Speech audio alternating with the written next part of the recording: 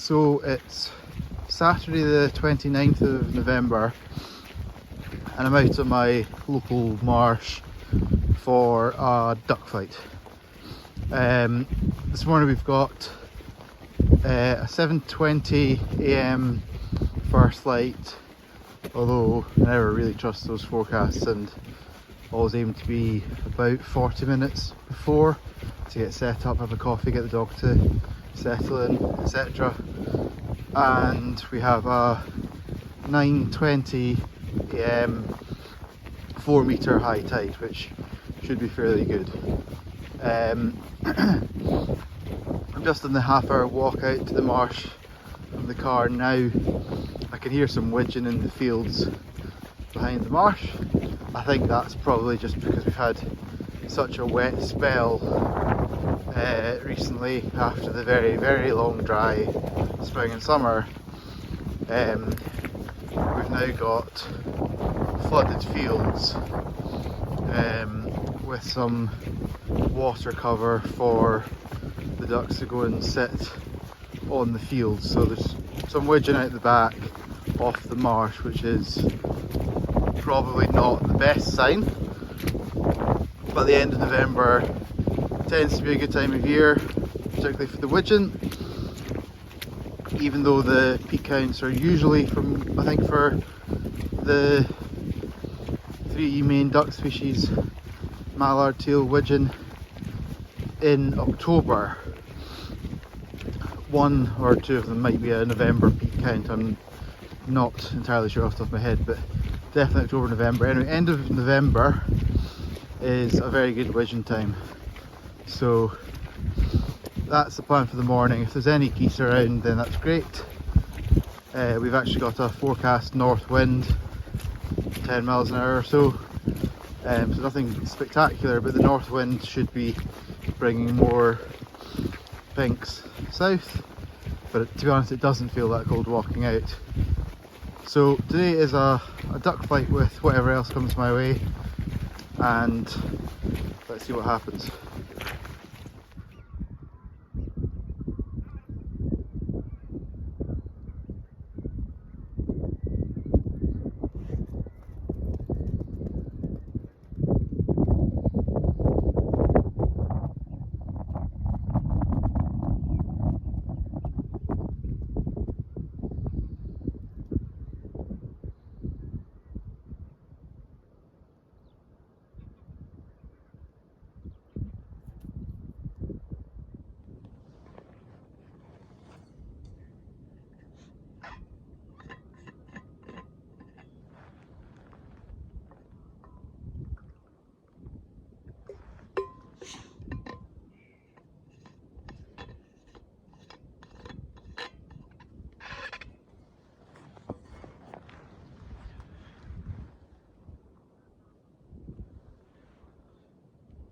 Good coffee, fundamental.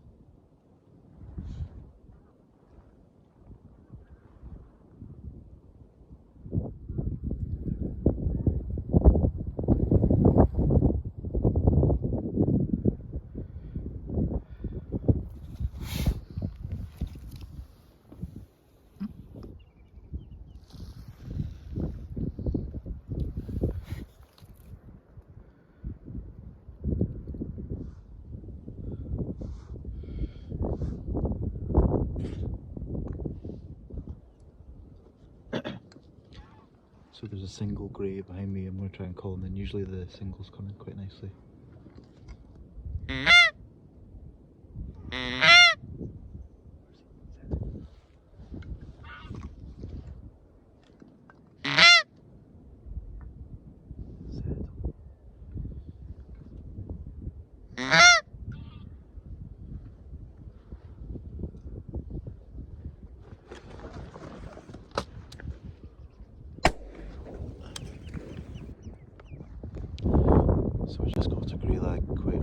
flight, which horse didn't pick on the first attempt, so I'm going to go back for that one later on. I think it'll be in the margins, maybe 100 yards back, 75 yards behind me, further up, so we'll go and pick that one on the way back later on. So in terms of load, I am shooting the last of a batch of Wildfowler 36 gram ones, steel of course. This is a pretty standard steel load for ducks and geese. I've got my thoughts about it, to be honest. I know there's all the positivity and the PR around the merits of steel these days compared to what it was like when it was first attempted to be brought in, wherever that was, 25 years ago, longer. This is about as good as it's going to get in the steel.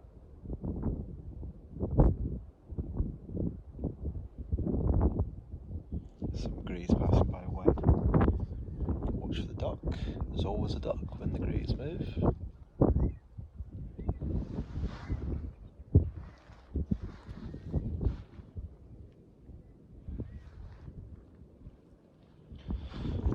You've got to watch for the opportunist duck that sneaks past when the geese are up. Ducks are very, very good at not being shot.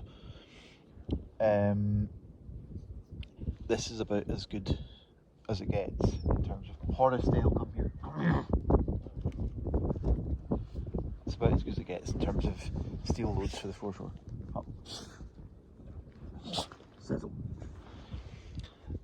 It's about as good as it gets in terms of steel loads for the foreshore, but I think there should be better. And for the time being, that means spending a lot more money. So the plan is to get rid of these 36 ones and move on to bismuth, which is more expensive now than it was last year when we did a trial run on some Ely bismuth. But the shells were lovely. These are good, and I'm aware that the cost has gone up significantly, but I think Horsetail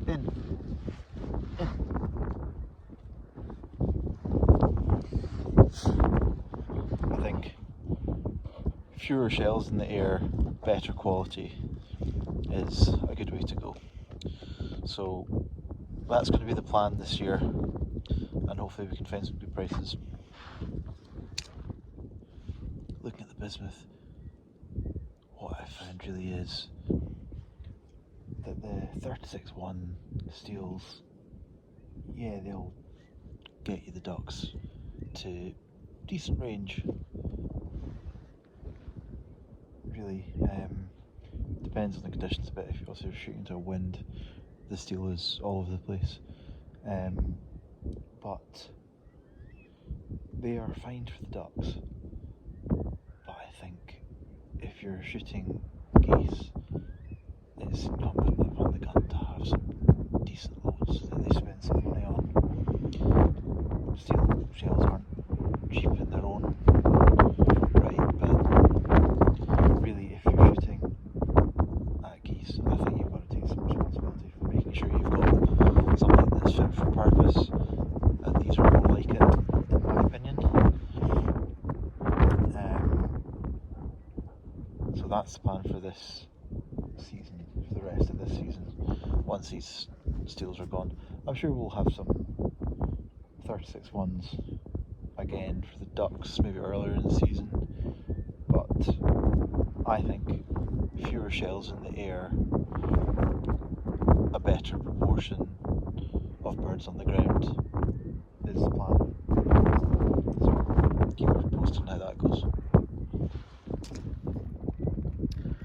So we're at the stage of the morning where we're basically in between flights. Wigeon. Of course, as I was saying that we were in between flights, the Wigeon passed by.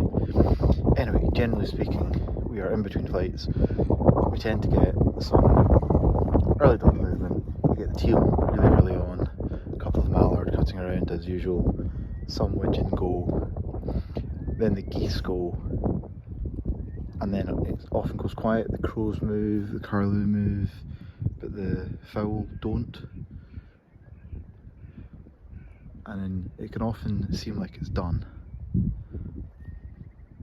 But if you just hang around and wait through that gap, we find, and not to give away all the secrets, there's often a far better second widgeon flight a little bit later on in the morning. And depending on the conditions, they will keep moving as well. So that's the plan for this morning. That's when the best shooting will come. And that's what I think will happen, but we'll have to wait for it.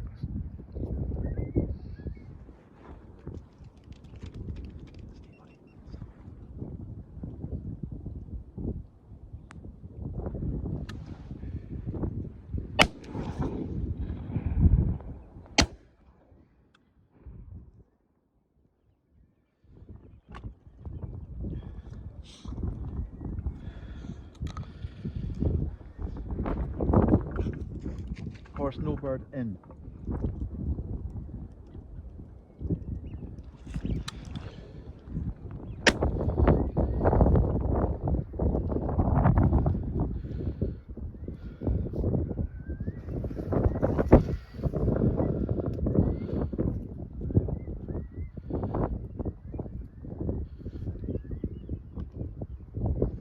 Bring it in.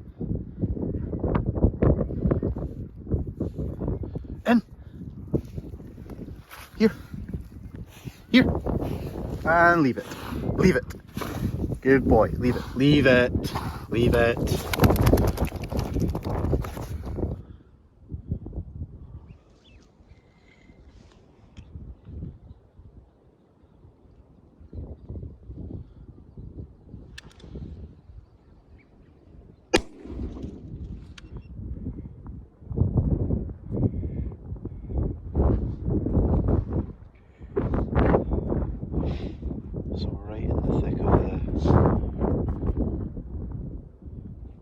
Second widgeon flight. There's plenty moving around, but a lot of them are out of range.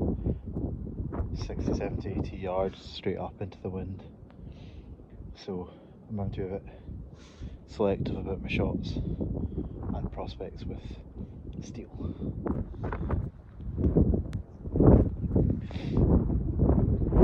Horse in, up.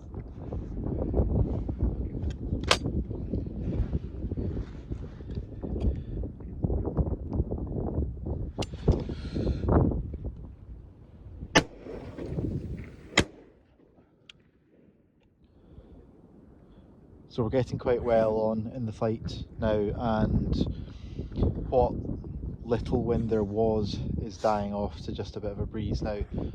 Most of the shots are 80 yarders, so I can't really be loosing shells off at these birds, to be honest. So difficult, but at least picked up a couple.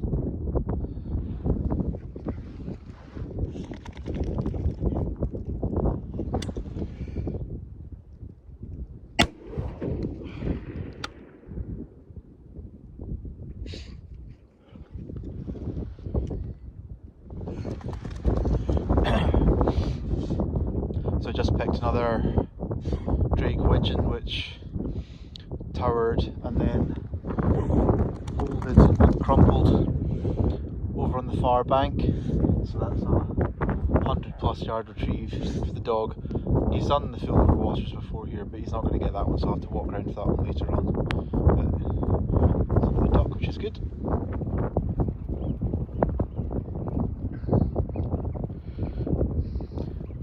There's an example of the range of a lot of these birds. Not 36 oneable, to put it mildly.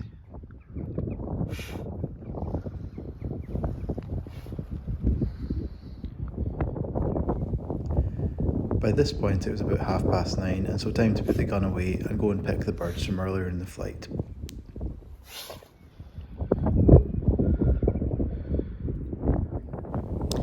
I walked back to the car while scouting the backfields on the way before heading round to pick the birds from earlier in the flight.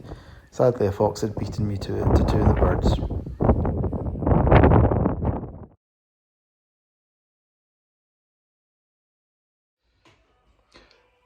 So that's me back home now, and I thought I would do a debrief just to wrap up on a couple of points from the trip out on the marsh. Before I get started, I thought I'd do a little what's that you're drinking. So right now I am currently midway through a batch of 1980s thrash metal band Megadeth's beer company beer, Rattlehead Taste No Evil 0.5% IPA, which is actually quite nice. So getting stuck into those. Yeah, in terms of a debrief, really, I just thought it's quite important to note, in amongst all the fishing videos and the shooting videos, that not everything makes it into the videos and not everything is going to be filmed. So there, as with any of these field sports, there's the ups and the downs. Anyone who's out fishing this season knows that the fishing season was terrible, and there was hours and hours and hours and days of blanks in amongst any results that I got. I'm sure it's the same for most other people. Some YouTubers will record every trip and post every trip, and that's to be commended, because it takes a lot of time and effort to do the recording, and even more time and effort to do the editing and post it. So it's great that there's content out there showing the whole story. From my side, I don't have time for all the editing that goes with that, so I do post a select of what I actually do, which means it's incumbent on me to note when I've had a day out that's not gone to plan, or you know, you've had a fishing session in August when you're thinking, oh, it's going to be brilliant, the water's low, you're down the bottom of the river and it's going to be great, and you get there and there's weed for the whole day. There's plenty of failed trips in amongst the successful ones, so it's just worth mentioning that. So looking at the trip out on the marsh on Saturday, it'd been really windy on the Thursday and Friday, and I was just thinking to myself, in Edinburgh, perfect conditions, would love to get out in these conditions, and there'd be ducks moving everywhere and the geese would be low, etc.